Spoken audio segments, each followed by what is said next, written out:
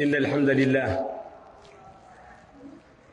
نحمده ونستعينه ونستغفره ونعوذ بالله من شرور أنفسنا ومن سيئات أعمالنا. من يهده الله فلا مضل له ومن يضلل فلا هادي له، وأشهد أن لا إله إلا الله وحده لا شريك له، وأشهد أن محمدًا عبده ورسوله. يا أيها الذين آمنوا اتقوا الله حق تقاته ولا تموتن إلا وأنتم مسلمون. يا أيها الناس اتقوا ربكم الذي خلقكم من نفس واحدة وخلق منها زوجها وبث منهما رجالا كثيرا ونساء، واتقوا الله الذي تساءلون به والأرحام إن الله كان عليكم رقيبا. يا أيها الذين آمنوا اتقوا الله وقولوا قولا سديدا يصلح لكم أعمالكم ويغفر لكم ذنوبكم، ومن يطع الله ورسوله فقد فاز فوزا عظيما. أما بعد، فإن أصدق الحديث كتاب الله،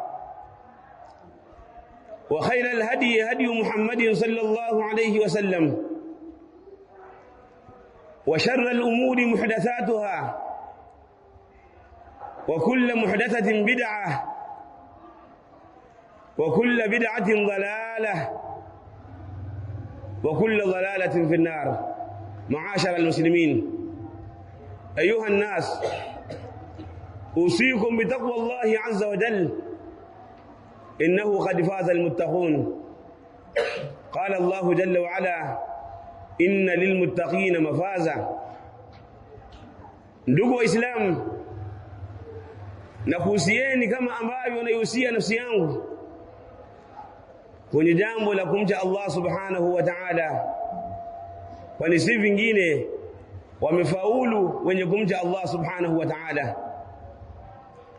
At-taqwa bifi'li al-awamir wa tarki an-nawahi ala nurin min Allah. Ucha Mungu unakuwa kwa kufanya yote ambayo Allah subhanahu wa ta'ala ameamrisha na kuachana na yote ambayo Allah subhanahu wa ta'ala ameyakataza. Ala nuri min Allah, kupitia nuru inayotoka kwa Allah subhanahu wa ta'ala. Ucha Mungu, ndugu zangu Waislamu, ni kumtii Allah subhanahu wa ta'ala bifi'li ta'at, kwa kufanya yale ambayo Allah subhanahu wa ta'ala ameamrisha, kwa kumtii Allah subhanahu wa ta'ala, wa tarki almunkarat, na kuacha yote ambayo Allah subhanahu wa ta'ala ameyakataza. At-taqwa ma'ashara almuslimin an taj'ala bainaka wa baina adhabi Allah azza wa jalla wiqaya. Ucha Mungu ni kujalia kati yako wewe na kati ya adhabu ya Allah subhanahu wa ta'ala kitu ambacho kitakukinga na adhabu ya Allah subhanahu wa ta'ala. Al-Imam Qatada ibn Da'ama as-Sadusi rahimahullah alipoitafsiri at-taqwa akasema, alipokuwa anaitafsiri kauli ya Allah subhanahu wa ta'ala, ya ayyuhalladhina amanu ittaqullaha haqqa tuqatih, enyi ambao mmeamini muogopeni Allah subhanahu wa ta'ala ukweli wa kumwogopa. Akasema haqqa tuqatih, ukweli wa kumwogopa Allah subhanahu wa ta'ala, ukweli wa kumcha Allah subhanahu wa ta'ala. Akasema rahimahullahu ta'ala, ayyudaa Allah fala yu'sa, atiiwe Allah subhanahu wa ta'ala na wala asiasiwe. Wa ayyushkara fala yukfar, na atajwe Allah subhanahu wa ta'ala na wala asikufuriwe. Mtu atakapokuwa amefanya hivyo, basi atakuwa amemtii Allah subhanahu wa ta'ala. Ayutaa Allah fala yusa, kwamba atiiwa Allah subhanahu wa ta'ala na wala haifai kumwasi, wa ayushkara fala yukfara, na ashukuriwe na wala asikufuriwe, wa ayudhkara fala yunsa, na atajwe Allah subhanahu wa ta'ala mara kwa mara na wala haifai kumsahau Allah subhanahu wa ta'ala. Uchamungu muashara almuslimin ni al-amal bitanzil, ni mtu kuifanyia kazi Qur'an na Sunna, wal khawf min al-dalil, na kumwogopa Allah subhanahu wa ta'ala, wal isti'dad li yawm ar-rahil, na kujiandaa na siku ya kuelekea kwa Allah subhanahu wa ta'ala. Kwa lazima kila mmoja akiwa anayafanya haya ambayo tumeyataja, mtu huyu atahesabika kama ni mcha Mungu. Maasha almuslimin, kila muislam lazima awe katika maandalizi ya kila wakati. Allah subhanahu wa ta'ala anasema, watazawwadu fa inna khayra zadi taqwa, najiandaeni, kuweni na maandalizi ya mara kwa mara, kuweni na maandalizi katika ibada, kuweni na maandalizi ya kuelekea akhera. Hakika bora ya maandalizi ni mtu kuwa na uchamungu. Maandalizi yalikuwa mazuri ni uchamungu, kumcha Allah subhanahu wa ta'ala. Uchamungu, ndugu zangu Waislamu, ndiyo nguo ya khairi. Mtu akiwa amevaa nguo ya uchamungu amevaa nguo ya khairi, na ikiwa amevaa lakini hajavaa nguo ya uchamungu, basi mtu huyu yuko uchi hata kama kavaa.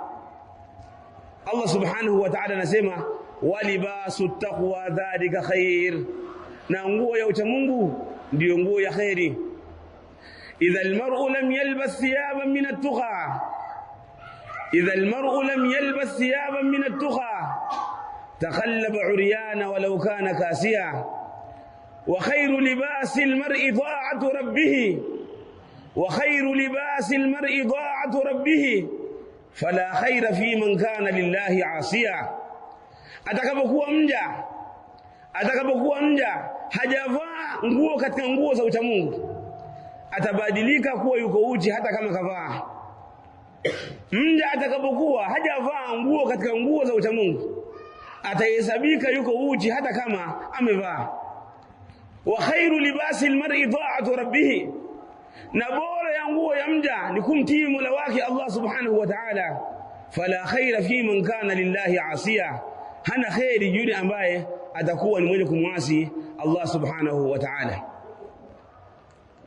Uchamungu, ndugu zangu Waislamu, ni jambo ambalo kila mmoja ni lazima ashikamane nalo, amtii Allah subhanahu wa ta'ala, aishi katika kufanya matendo yaliyokuwa mema, aishi hapa duniani hali ya kuwa yuko katika maandalizi ya kuelekea akhera, aishi katika ibada, aishi katika kuachana maasi. Huyu ndiye ambaye atakuwa ni mcha Mungu, na hapo atapata faida nyingi mno. Miongoni mwa faida ambazo atazipata, Allah subhanahu wa ta'ala anasema, wa man yattaqillaha yaj'al lahu makhraja, yoyote yule ambaye atamwogopa Allah subhanahu wa ta'ala, akamcha Allah subhanahu wa ta'ala, basi Allah subhanahu wa ta'ala atamjalia kuwa na matokeo yalikuwa mazuri, atampa solution katika matatizo yake aliyokuwa nayo. Allah subhanahu wa ta'ala atamfanyia mambo yake yawe mazuri. Mtu ambaye anamcha Allah subhanahu wa ta'ala, Allah atamjalia kipato, Allah subhanahu wa ta'ala atamjalia riziki, wa yarzuquhu min haythu la yahtasib, na atamruzuku kuliko vile ambavyo alivyokuwa anazania. Hii ni faida ya mtu ambaye anashikamana na uchamungu. Na Mtume sallallahu alaihi wasallam akamwambia Muadh bin Jabal, akasema, ittaqillaha haythu ma kunt, muogope Allah subhanahu wa ta'ala popote pale ulipo. Kwa maana kila wakati na kila sehemu utakapokuwa, basi jitahidi kujipamba na sifa ya uchamungu. Ayuha al-akhi al-muslim, aqulu ma sami'tum wa astaghfirullah li wa lakum sa'il muslimin min kulli dhanbi wa khati'a fastaghfiruhu innahu huwal ghafurur rahim wa huwal barrul karim. Alhamdulillah ala ihsanihi wa shukru lahu ala tawfiqihi wa imtinanihi, wa ashhadu an la ilaha illa Allah wahdahu la sharika lahu ta'ziman li sha'nihi, wa ashhadu anna sayyidana wa nabiyyana Muhammadan 'abduhu wa rasuluhu الهادي إلى رضوانه صلى الله وسلم وبارك عليه وعلى آله وعترته وأصحابه وإخوانه. معاشر المسلمين، السعادة أعظم أبواب السعادة، milango mikubwa ya kupata furaha. Saada maana yake ndugu zangu Waislamu, as-sa'adatu huwa al-bahja, as-sa'adatu hiya al-bahja was-surur. Saada ni ile furaha ambayo anaipata mtu, ni ile raha ambayo anaipata mtu katika moyo wake, ni ile raha na furaha ambayo anaipata mtu katika maisha yake. Na furaha hii ambayo mtu anaipata katika maisha yake kad takunu qasiratan wa kad takunu mustamirra. Inawezekana hii furaha ambayo mtu anaipata katika maisha yake ikawa ni yenye kuendelea, kwa maana ikawa inaendelea kuanzia hapa duniani na ikawa inaendelea moja kwa moja mpaka akhera. Na inawezekana hiyo furaha ikawa inaishia hapa duniani. Maashara almuslimin, kuna milango ambayo inafungamana na saada. Saada ambayo inaendelea ni ile saada ambayo mtu atafungamanisha maisha yake na kufanya mambo ya akhera, akawa ni mutii lillah, anamtii Allah subhanahu wa ta'ala. Yote yule ambaye atakuwa anamtii Allah subhanahu wa ta'ala, Allah amehaidi kwamba atamfanya aishi maisha yaliyokuwa mazuri hapa duniani na kesho akhera. Saada ya kwanza ambayo utaweza kuipata kwa kufanya matendo yaliyokuwa mema ni kushikamana na Qur'an, kwa sababu Allah subhanahu wa ta'ala amesema, anamwambia Mtume sallallahu alaihi wasallam, Taha ma anzalna alayka alqur'ana litashqa, hatujateremsha Qur'ani kwako wewe Muhammad ili upate matatizo, ili upate shida, kwani tumeiteremsha hii Qur'an litasada fi dunya, ili upate saada hapa duniani. Kwa mlango mkubwa katika milango ambayo utaipata katika milango ya saada ni wewe kushikamana na Qur'ani ya Allah subhanahu wa ta'ala. Ushikamana na Qur'ani amalan bihi, ushikamana na Qur'ani kuifanyia kazi, ushikamana na Qur'ani baada ya kuwa unaifanyia kazi, at-tadabbur, kuizingatia Qur'ani, uisome qira'atan, uisome tadabburan, uisome hii Qur'ani yenyewe, uizingatie Qur'ani, uifanyie kazi Qur'an, uyajalie maisha yako yote ni maisha ya Qur'an, basi utaweza kupata saada. Ma anzalna alayka alqur'ana litashqa, hatujateremsha kwako wewe Muhammad Qur'ani ili upate matatizo. Kwa nini tumeiteremsha Qur'an? Illa tadhkiratan liman yakhsha, ili uwe ni ukumbusho wa wale ambao wanamwogopa Allah subhanahu wa ta'ala. Qur'an, hii Qur'an Allah subhanahu wa ta'ala kaelezea kwamba ni la raiba fihi, ni kitabu ambacho hakina shaka ndani yake. Na akaelezea Qur'ani Allah subhanahu wa ta'ala katika maeneo mengine akasema, inna hadha alqur'ana yahdi lillati hiya aqwam, hakika hii Qur'ani inaongoza katika mambo ambayo yananyoka. Qur'ani inaongoza katika mambo ambayo yananyoka, inanyosha mambo Qur'ani. Kwa hiyo kama unataka mambo yako yanyoke, fa alayka bil Qur'anil Karim, shikamana na Qur'anul Karim. Qur'ani ni hudan lil muttaqin, ni mwongozo kwa watu Mungu. Yeyote yule ambaye anataka aongoke, basi la budda ayatamasaka bil Qur'an, anatakiwa ashikamane na Qur'an. Lakini Qur'an ni hudan linnas, ni mwongozo kwa watu, wa bayinati min alhuda wal furqan, na ni wazi na ni mwongozo na ni uongofu katika nini? Katika uongofu ambao Allah anawaongoa watu kwao. Lakini Qur'ani inatenganisha kati ya haki na kati ya batil, inashika haki inaiweka kulia, inashika batil inaiweka kushoto. Hii ni kazi ya Qur'an. Kwa hiyo yoyote yule ambaye anataka Allah subhanahu wa ta'ala amjalie apate maisha mazuri hapa duniani na kesho akhera, yajibu alayhi an yatamassaka bil Qur'an, anatakiwa ashikamane na Qur'ani.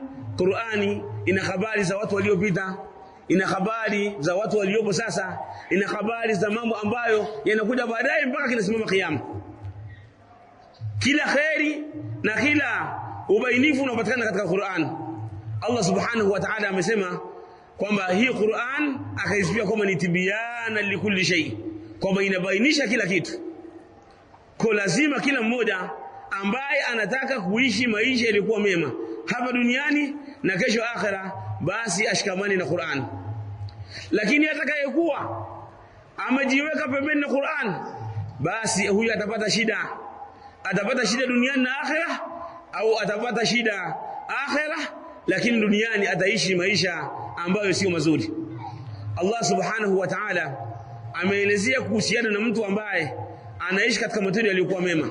Akasema Allah tabaraka wa ta'ala, man amila saliha, yote yule ambaye anafanya matendo yaliyokuwa mema, min dhakarin au untha wa huwa mu'min, awe mwanamke awe mwanamume, maadamu anafanya matendo mema hali ya kuwa yeye ni mu'min, hali ya kuwa yeye ni muislamu, ameshikamana na itikadi iliyokuwa sahihi, fala nuhiyannahu hayatan tayyiba, tutamfanya aishi maisha yaliyokuwa mazuri, wala najziyannahum ajrahum biahsani ma kanu ya'malun, na tutawafanya wao waishi maisha yaliyokuwa mazuri akhera kwa sababu ya yale waliokuwa wanayafanya hapa duniani.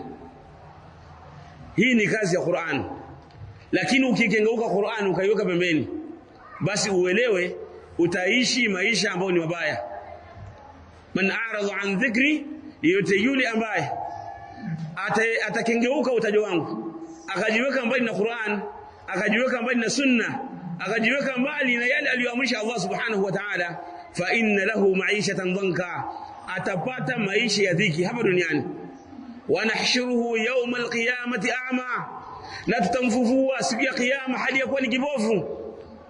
Mtu huyu atakapokuwa amefufuliwa hali ya kuwa ni kipofu, atasema rabbi lima hashartani a'ma wa qad kuntu basira, Mola wangu, kwa nini umenifufua hali ya kuwa mimi ni kipofu wakati huko duniani nilikuwa ninaona? Allah subhanahu wa ta'ala atamwambia kadhalik, hivyo hivyo, atatka ayatuna, zimekujia aya zetu, fanasitaha, ukawa umeziacha, umezikataa, wakadhalika al-yawma tunsa, kwa hiyo leo na wewe tunakukataa na tunakuweka kando. Kwa hiyo maisha yaliyokuwa mazuri hapa duniani na kesho akhera ni maisha ya kushikamana na Qur'an. Hii ni sehemu ya kwanza ya kwamba ukitaka furaha kubwa hapa duniani, shikamana na Qur'an. Jambo la pili, ndugu Waislamu, ambalo litakupa furaha kubwa hapa duniani, birrul walidain, kuwafanyia wema wazazi wawili. Birrul walidain, kuwafanyia wema wazazi wawili. Lazima kila mmoja ajitahidi kuwafanyia wema wazazi wawili. Baba, mama, lazima awafanyie wema wazazi wawili wote. Ukiwa na wazazi wako, wewe unakuwa na pepo ambazo uko ndani yake. Ukiwa na mama, ukiwa na baba, uelewe wewe uko katika khairi. Ukiwa unamtazama baba yako, ukiwa unamtazama mama yako, wewe unakuwa unafanya ibada. Mpaka maulama wakasema an-nadharu ila wajhi alwalid au alwalid ibada, kutazama katika uso wa baba yako au uso wa mama yako ni ibada. Ni jambo ambalo Muislamu inabidi ulipupie, si jambo la khiari. Mama yako, ndugu Muislamu, alikubeba ndani ya tumbo lake kwa muda wa miezi 9, hali ya kuwa anapata tabu. Hamalatuhu ummuhu wahnan ala wahn, alimbeba mama yake kwa unyonge dhidi ya unyonge, udhaifu dhidi ya udhaifu, machungu kwa machungu. Lakini wafisaluhu fi amain, baadaye akawa mama amejifungua, akajifungua akakulea miaka 2 unanyonya. Akisikia umepata shida, moyo unamuuma.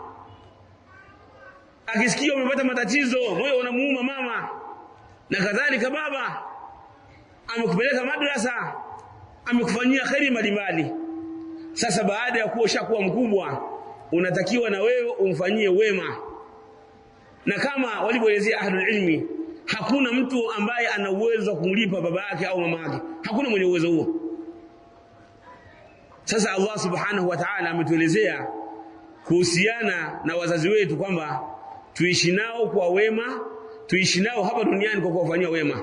Waswahibuhuma fi dunya ma'rufa, ishi nao hao wazazi wenu hapa duniani kwa wema. Baba yako awe ni Muislamu, baba yako awe ni kafiri, mama yako kadhalika awe ni Muislamu awe ni kafiri, ni lazima umfanyie wema, lazima umfanyie yalikuwa mazuri. Lazima usikubali baba yako ateseke au akwambie kwamba mwanangu na njaa. La, wewe lazima mpaka ujue, utazame ujue kwamba sasa hapa ni wakati wa kupeleka chakula, ni wakati wa kuchota maji, ni wakati wa kupeleka kuni, ni wakati wa kulipa kodi kama anaishi kwenye nyumba ya kupangisha, ni wakati wa kufanya kila jambo ambalo linatakiwa kufanywa. Lazima kila mmoja alifanye, sio jambo la khiari, bali sheria imempa baba, inamruhusu baba, inamruhusu mzazi, anaweza akachukua kwenye mali yako chochote anachokitaka.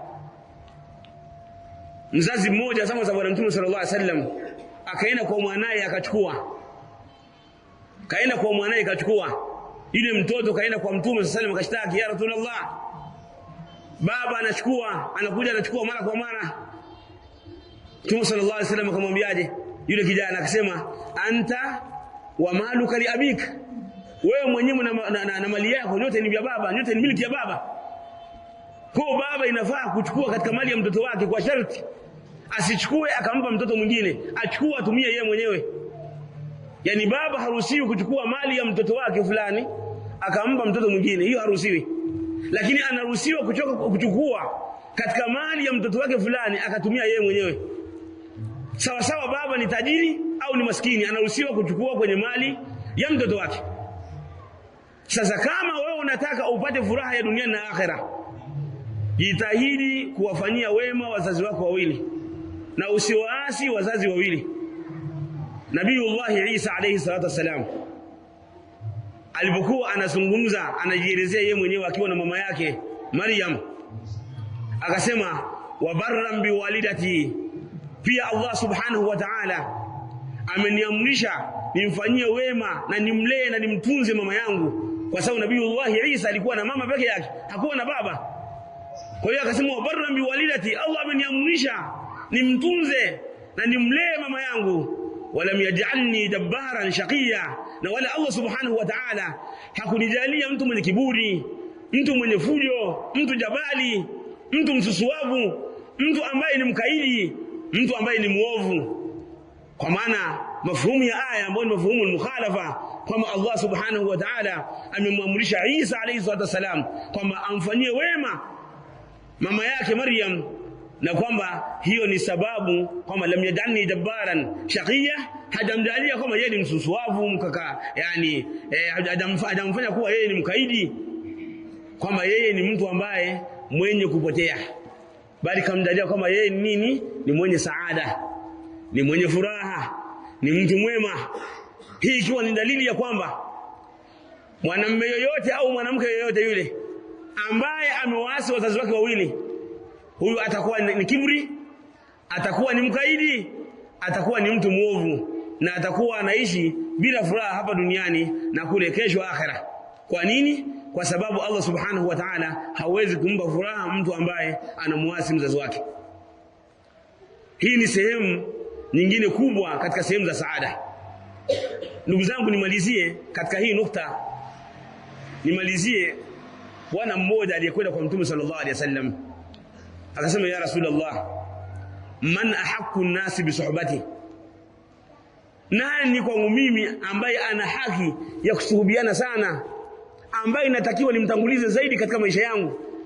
Nani ambaye inatakiwa nimweke mbele katika maisha yangu? Mtume sallallahu alaihi wasallam akamwambia, ummuk, mama yako. Mtume sallallahu alaihi wasallam akauliza yule bwana, thumma man ya Rasulullah, kisha nani ewe Mtume wa Allah? Mtume sallallahu alaihi wasallam akasema, ummuk, mama yako. Akasema tena, nani ya Rasulullah? Akasema, ummuka, mara tatu. Mara tatu, ummuka, ummuka, ummuka. Mara ya nne akasema, abuka, baba yako. Kwa sababu mama anapata machungu.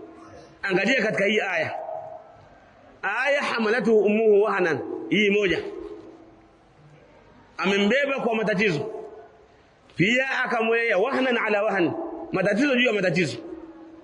Lakini pia wafisaluhu fi amain, kambeba kwa matatizo juu ya matatizo, na vile vile baada ya kuwa ashajifungua pia pale kuna matatizo mengine yanapatikana, na pia vile kuna matatizo ya kuanza kumlea.